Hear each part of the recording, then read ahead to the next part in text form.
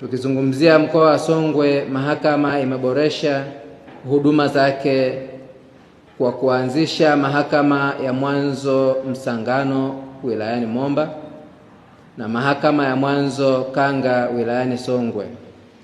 Aidha, mahakama ipo katika ujenzi wa jengo la mahakama kuu.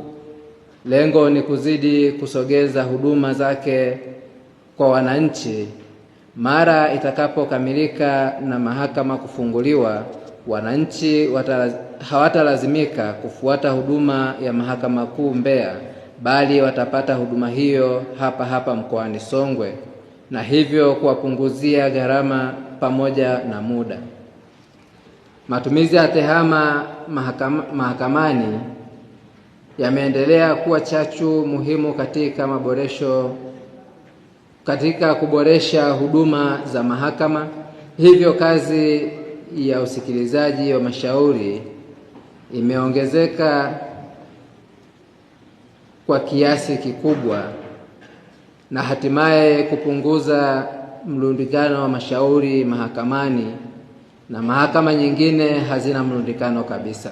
Mfano, awali kwenye kesi za mauaji, komito ilikuwa ni lazima iwe kwenye nyaraka ngumu, isafirishwe hadi mahakama kuu Mbeya, isajiliwe, kisha isafirishwe kurudi mahakama ya wilaya husika ili washtakiwa wasomewe, na baadaye mwenendo uchapwe na kurudishwa tena Mbeya ili kikao cha kusikiliza hiyo kesi kipangwe.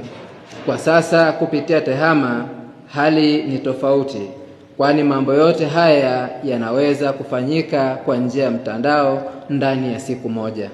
Na kwa kuzingatia hayo, ndio maana kama serikali imeweka nguvu kubwa na imeweka kipaumbele kubwa katika kuiwezesha mahakama kufikia dira, kufikia malengo na kufikia matamanio yake ya kuweza kuimarisha mifumo ya kiutendaji. Tumeona uwekezaji mkubwa unaofanywa wa rasilimali fedha.